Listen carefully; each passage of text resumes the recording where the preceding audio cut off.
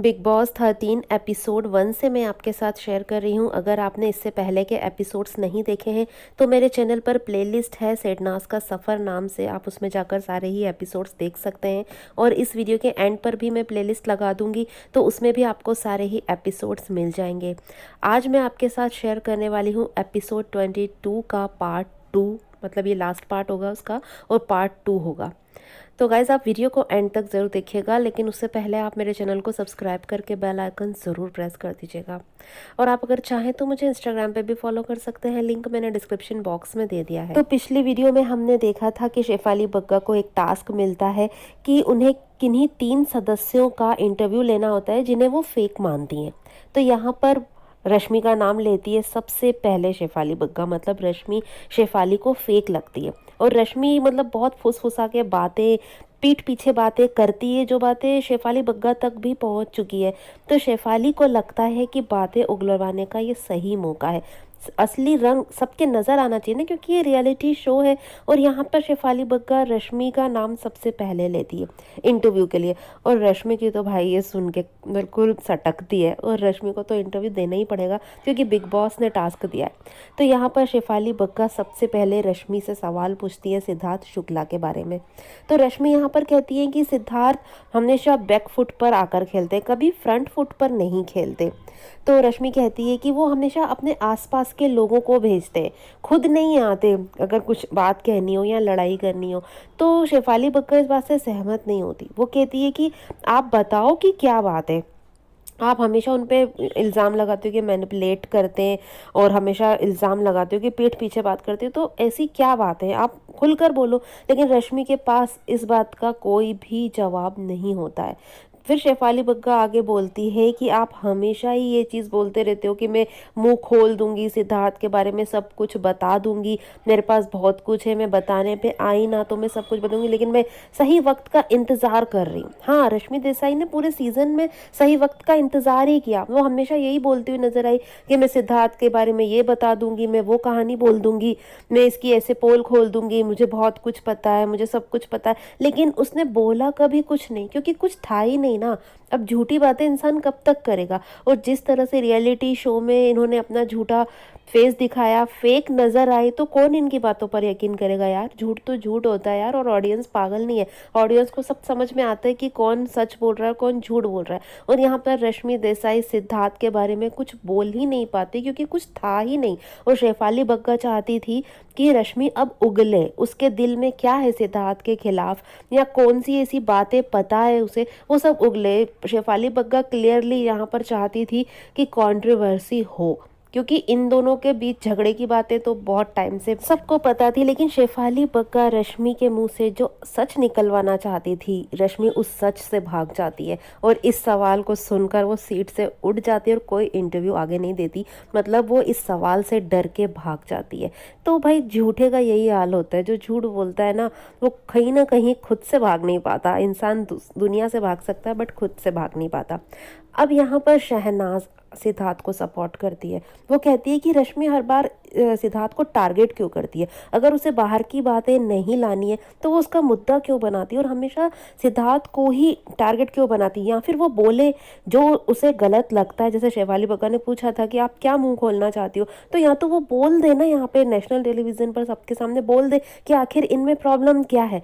बोलती भी नहीं है और मुद्दा भी बनाती है, और टारगेट भी सिद्धार्थ को करती है रश्मि, और हमेशा यही बात बोलती है कि मैं मुंह खोल दूंगी, सही समय आने पर मुंह खोल दूंगी। तो ये गलत है। तो शहनाज यहाँ पर सिद्धार्थ को सपोर्ट करती है और रश्मि गलत है ये चीज़ खुलकर यहाँ पर बोलती है। एक इंटरव्यू तो हो गया, अब सेकंड इंटरव्यू की बारी है। तो शेफाली बग्गा सोचती कि मैं किसका नाम लूँ, फिर वो अनाउंस करती है कि मैं पारस का इंटरव्यू लूँगी। इसका मतलब शेफाली बग्गा पारस को भी फेक समझती है, क्योंकि उसे तो फेक लोगों का ही इंटरव्यू लेना है। अब आती है पारस की बारी, और जैसे ही शेफाली बग्गा पारस का नाम अनाउंस करती है, शहनाज एकदम हाई फाई करती है, सिद्धार्थ शुक्ला को करने की कोशिश करती है, लेकिन सिद्धार्थ शुक्ला हाई फाई नहीं करते। पारस के नाम पे भला शुक्ला जी क्यों हाई फाई करेंगे।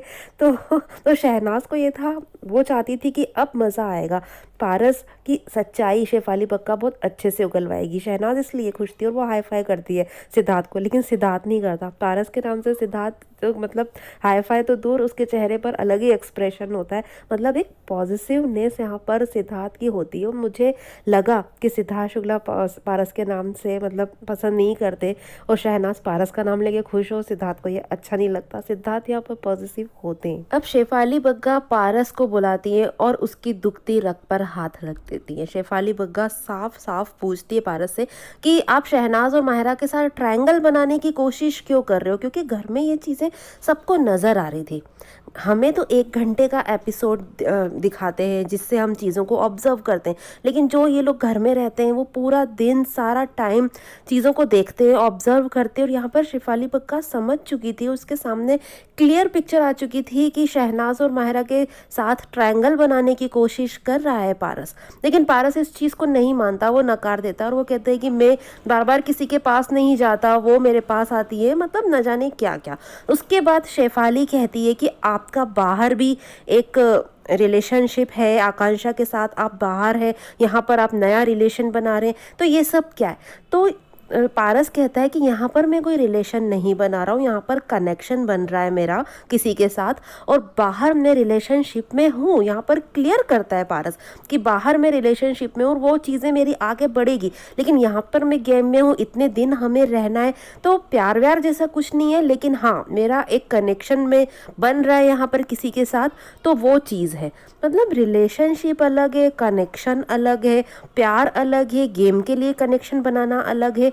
तो कहीं ना कहीं पारस अपनी रियल पर्सनालिटी दिखा रहा है कि ये कितना फेक बंदा है, मतलब किसी के भी साथ लॉयल नहीं है। लॉयल्टी की बहुत बड़ी बड़ी बातें पारस ने की है पूरे सीजन में, लेकिन ये बंदा कितना लॉयल है स्टार्टिंग डेज में ही उसने दिखा दिया था। और ये सब कुछ देखकर माहिरा और शहनाज का चेहरा मतलब बहुत ज़्यादा उतर सा जाता है, और शहनाज तो मतलब बिल्कुल क्लियर समझ चुकी थी कि पारस ट्रस्ट वर्दी नहीं है, मतलब इस पर ट्रस्ट करना बेकार है, क्योंकि ये रिश्तों को गेम के लिए बनाता है और गेम के लिए ही ये यूज़ करता है। अब पारस की जब पोल पट्टी खुलती है और जिस तरह से शेफाली बग्गा आकांक्षा का नाम लेती है, यहाँ पर पारस तो भैया बहुत बुरी तरह से सटक जाता है, बहुत बुरी तरह से उसका दिमाग खराब हो जाता है और वो भी वहाँ से उठ जाता है और पूरी तरह से इंटरव्यू कंप्लीट होने ही नहीं देता। यहाँ तक कि वो अंदर जाकर शेफाली बग्गा को बहुत ज़्यादा अब्यूज़ करता है और बहुत ज़्यादा धमकियां भी देता है कि तूने मुझसे पंगा क्यों ले लिया। मतलब कोई सच भी नहीं बोले, सच हमेशा कड़वा होता है और कड़वी दवाई खा के तो हर इंसान भागता नजर आता है। यहाँ पर पारस सच सुनकर भागता नजर आया, लेकिन शहनाज की नज़रों में पिक्चर क्लियर हो गई कि ये बंदा सही नहीं है। जो कि रिश्ते सिर्फ और सिर्फ गेम के लिए बनाता है वो सही कभी हो ही नहीं सकता। तो यहाँ पर अच्छा लगा मुझे ये इंटरव्यू, क्योंकि शहनाज का ये जानना बहुत ज़रूरी था और सारी बातें जो पारस ने उगल दी थी वो ऑडियंस की नज़रों में भी बहुत कुछ क्लियर यहाँ पर हो चुका था। अब पारस की जो बहुत बुरी तरह से जल जाती है, उसे ये सब बातें बहुत कड़वी लगती हैं, तो वो शेफाली बग्गा को टारगेट करता है और काफ़ी कुछ सुनाता है। और यहाँ पर भी शहनाज शेफाली को सपोर्ट करती है। मैंने बताया ना कि जिसका कोई नहीं होता ना उसकी शहनाज बन जाती है, उसकी आवाज़ शहनाज बन जाती है। और यहाँ पर शेफाली बग्गा को सपोर्ट करती है और पारस को खरी खोटी सुनाती है शहनाज। तो ये पर्सनालिटी है शहनाज की कि किस तरह से किसी को सपोर्ट करना चाहिए और सच के साथ किस तरह से खड़े रहना चाहिए। सिद्धार्थ और शहनाज ने हमें सिखाया बिग बॉस 13 के ज़रिए।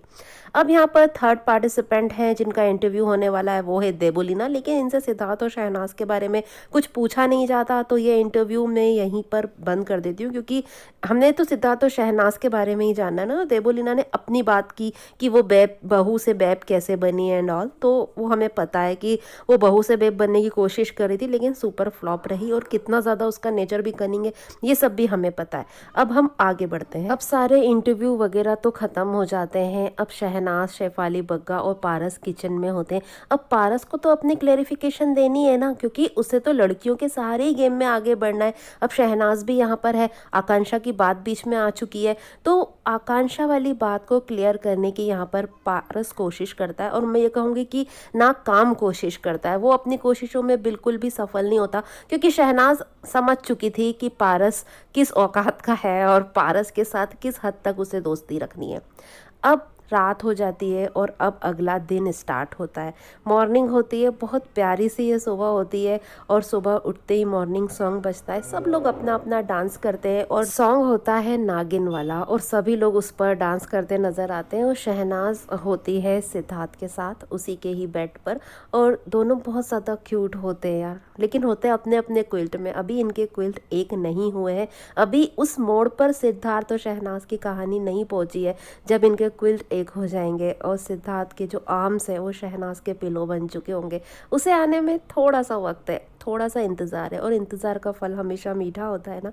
तो अभी हम इन मोमेंट्स को एंजॉय करते हैं जब सिद्धार्थ और शहनाज की नज़दीकियाँ धीरे धीरे बढ़ रही थी, दोस्ती का एक बॉन्ड धीरे धीरे बन रहा था। अब सुबह सुबह ही शहनाज, सिद्धार्थ, आसिम और आरती बैठे होते हैं और यहाँ पर शहनाज बताती है एक माहिरा और पारस के बारे में। शहनाज यहाँ पर कहती है कि मैंने देखा माहिरा पारस को हाथ पकड़ कर लेके गई। इतने में सिद्धार्थ डे आया और उसने मुझे बोला कि शहनाज देख, तूने बहुत अच्छी चीज़ खो दी है, पर तुझे क्या, अब तो तू इस चीज़ में है नहीं ना। तो शहनाज कहती है हाँ, पहले ये ट्रायंगल बनाने की कोशिश कर रहा था पर मैं समझ गई और अब मुझे इस चीज़ से कोई फ़र्क ही नहीं पड़ता, वो लेके जाए भले ही। तो शहनाज जब समझ चुकी है कि बाहर से एक कनेक्शन है पारस का और अंदर भी वो गेम के लिए कनेक्शन बना रहा है, तो क्यों आएगी शहनाज उनके बीच में। जब वो देख चुकी है कि पारस और माहिरा का एक कनेक्शन बन रहा है तो उस बीच में शहनाज कभी आ ही नहीं सकती। शहनाज की ये रियल पर्सनालिटी है कि वो कभी भी इस तरह से किसी के बीच में नहीं आ सकती, किसी के रिलेशन को तोड़ना नहीं चाहती। अगर उनका यहाँ पे कुछ रिलेशन बन रहा है तो बने। शहनाज उस चीज़ से हट चुकी थी और शहनाज ने यहाँ पर इशारों में क्लियर किया कि वो ट्रायंगल बनाने की कोशिश कर रहा था पर मैं अब हट चुकी हूँ, बस अब वो दोनों ही है, अब ट्रायंगल जैसी कोई बात है ही नहीं। तो ये चीज़ यहाँ पर क्लियर थी। तो कहाँ से दिखता है यार शहनाज और पारस का एंगल, कहीं से नज़र ही नहीं आता। मैंने तो इतनी सारी वीडियोस आपके साथ शेयर कर दी, आप सारे ही एपिसोड सिडनास का सफ़र जाकर देख लीजिए। एपिसोड 1 से मैंने शेयर किया और बताने की कोशिश की है कि शहनाज कभी भी पारस के साथ नहीं थी। शुरुआत में अगर 4-5 दिनों को छोड़ दिया जाए, जब कनेक्शन वीक था, कनेक्शन बनाना था, मतलब उस वीक में उस समय थोड़ा बहुत था, लेकिन उसके बाद से कभी था ही नहीं। वो भी सिर्फ सॉफ्ट कॉर्नर था शहनाज के दिल में, जो शेफाली बग्गा के लिए भी है, पारस के लिए भी है, हिमांशी खुराना के लिए भी, क्योंकि ये सब लोग पंजाब से बिलोंग करते इसलिए। बाकी और कुछ कभी था ही नहीं, कभी रहा ही नहीं। उसके बाद सिद्धार्थ खोलता है उस टीम की पोल, क्योंकि सिद्धार्थ बहुत जल्दी चीज़ों को ऑब्जर्व कर लेता है। वो कहता है कि उस तरफ जो दोस्ती है वो दोस्ती के लिए नहीं है, वो सिर्फ गेम के लिए है। वहाँ जो बॉन्ड बन रहे हैं उस टीम में वो सिर्फ गेम के लिए बन रहे हैं और गेम के लिए ही उनके बॉन्ड टूटेंगे भी और बनेंगे भी। सिद्धार्थ कहता है हम यहाँ पर बैठे तो एक दोस्त की हैसियत से बैठे हैं, हमारे बीच में दोस्ती है, हम गेम के लिए एक दूसरे के दोस्त नहीं है या गेम के लिए हमने दोस्ती नहीं की, लेकिन उस टीम में जो भी चीज़ें हो रही है सब कुछ गेम के लिए ही हो रहा है। वहाँ पर गेम चल रहा है और गेम के लिए ही वो सारे मतलब दोस्ती वगैरह कर रहे हैं, रिलेशन बना रहे हैं। उसके बाद सिद्धार्थ शहनाज से कहता है कि मैं एक बात बोलूँ शहनाज, तुम बुरा मत मानना, ये मेरी सोच है, मुझे ऐसा लगता है, मैं इतना तो समझता हूँ कि तुम पलटी नहीं मारोगी, लेकिन तुम्हारा इधर उधर चलता रहता है, मतलब तुम उधर भी दोस्ती करती हो, जिस हिसाब से तुम उनके साथ भी बैठती हो, हमारे साथ भी बैठती हो, तो तुम्हारी उधर भी दोस्ती है, इधर भी दोस्ती है, तुम इधर भी दोस्ती दिखाओगी, तुम उधर भी दोस्ती दिखाओगी, तो आगे जाके लगेगा कि यार इस पे भरोसा करें या ना करें। सिद्धार्थ के दिल में ये बात आती है, कहीं ना कहीं सिद्धार्थ को कंसर्न ही है शहनाज के लिए। सिद्धार्थ हमेशा अपनी फिक्र जताता रहता है शहनाज के लिए, क्योंकि उसने देखा है शहनाज बहुत अच्छी लड़की है, वो बहुत प्योर हार्टेड गर्ल है, वो बहुत सॉफ्ट है यार, कोई उससे प्यार भरी दो बातें कर ले तो उसकी हो जाती है, शहनाज को वाइब्स आ जाती है, ये बात सच है। लेकिन कहीं ना कहीं शहनाज बहुत इमोशनल है यार, वो इमोशनल होकर वो चीज़ें कर देती है, सामने वाले के लिए कुछ करना हो तो वो कर देती है। तो सिद्धार्थ को हमेशा शहनाज की इसलिए ही फिक्र रही है कहीं कोई गेम में उसका यूज़ ना कर ले, ये इतनी भोली भाली लड़की है यार, ये लोग ऐसे लोग हैं यूज़ करना बहुत अच्छी तरह से जानते लोगों को, तो कहीं शहनाज के इमोशंस का कोई यूज़ ना कर ले। और सिद्धार्थ सबको बहुत अच्छी तरह से ऑब्जर्व कर रहा था, वो शहनाज को भी समझ चुका था और वो नहीं चाहता था कि शहनाज ऐसे लोगों के बीच में फंसे जो सिर्फ और सिर्फ गेम के लिए रिश्ते बनाते हैं। तो सिद्धार्थ अपनी कंसर्न शहनाज को दिखाता है, इस बात को अदरवाइज न लिया जाए, बस सिद्धार्थ की पॉजिटिव बातें मतलब देखिए आप लोग कि सिद्धार्थ कितना ज़्यादा कंसर्न दिखाता है शहनाज के लिए, स्टार्टिंग डेज से ही हमेशा दिखाता है। और यहाँ पर शहनाज जवाब देती है, वो कहती है कि कल जब हम किचन में थे तो पारस मुझे बोल रहा था कि तू किसको बचाएगी सबसे पहले, तो मैंने तुम्हारा ही नाम लिया था, मैंने कहा सिद्धार्थ शुक्ला को। और उसने पूछा कि सेकंड टाइम में किसे बचाएगी, तो मैंने आसिम का नाम लिया था। पारस को था कि पहले अगर सिद्धार्थ शुक्ला का नाम लेगी तो सेकंड में वो मेरा नाम लेगी। लेकिन शहनाज की नज़रों में पारस कहीं है ही नहीं। वो फर्स्ट बचाना चाहती है सिद्धार्थ शुक्ला को और सेकंड बचाना चाहती है आसिम को, क्योंकि वो सिद्धार्थ की टीम में ही है और वो सिद्धार्थ के साथ ही अपनी लॉयल्टी रखना चाहती है और हमेशा रखती भी है। वो दोस्ती गेम के लिए नहीं करती, वो सबके साथ बैठती है। इसका मतलब ये नहीं है कि वो उन्हीं की हो गई है, नहीं, उसे जिसके साथ लॉयल्टी दिखानी है, जो उस समय सही होगा वो वही करती है। और शहनाज अपना स्टैंड लेती है, उसका सोचने का अपना नज़रिया है। और सिद्धार्थ भी यहाँ पर सही है, अपनी जगह पर सही है कि उसे फिक्र है शहनाज की, वो शहनाज को प्रोटेक्ट करना चाहता है। वो यहाँ पर प्रोटेक्टिव है शहनाज के लिए कि कहीं शहनाज का कोई यूज़ ना कर ले, क्योंकि ये गेम शो भी है यार, ये सिर्फ दोस्ती या ऐसे ही चीज़ नहीं है ना, ये गेम शो है और हर इंसान कहीं ना कहीं गेम खेल रहा है। और शहनाज गेम के लिए कुछ नहीं करती। और सिद्धार्थ भी अगर दोस्ती करता है, अपनी टीम को लेकर चलता है, उसके लिए टीम सबसे पहले है, वो टीम को लेकर चलता है, वो खुद के लिए भी नहीं जितना टीम के लिए सोचता है। तो दोनों ही हैं, अपनी रियल पर्सनैलिटी दिखा रहे हैं और बहुत अच्छा लग रहा है स्टार्टिंग डेज से ही इनको इतना ज़्यादा ऑब्जर्व करके आप लोगों के साथ चीज़ें रखने में, और मुझे बहुत अच्छा लग रहा है सब कुछ डिस्कस करने में। आपको ये सब जानकर कैसा लग रहा है गाइस, कमेंट करके प्लीज़ मुझे ज़रूर बताइएगा। मुझे आपके कमेंट्स का बहुत वेट रहता है, मैं जानना चाहती हूँ कि ये वीडियोज़ देखकर, मोमेंट्स पर मेरी डिकोडिंग देखकर आप मुझसे सहमत होते हैं या नहीं, और आपको कैसा लगता है प्लीज़ बताइएगा। आगे आने वाला है बहुत प्यारा सिडनाज मोमेंट, लेकिन उससे पहले शहनाज ने जो जवाब दिया, उसने भी यही जवाब दिया कि वो सबसे पहले सिद्धार्थ को बचाती, सेकंड वो आसिम को बचाती। यहाँ पर आरती कुछ नीचा दिखाना चाहती है शहनाज को। वो कहती है अच्छा लड़कियों की बात होती तो तू किसे बचाती, तो यहाँ पर शहनाज बोलती है मैं शेफाली बग्गा को बचाती।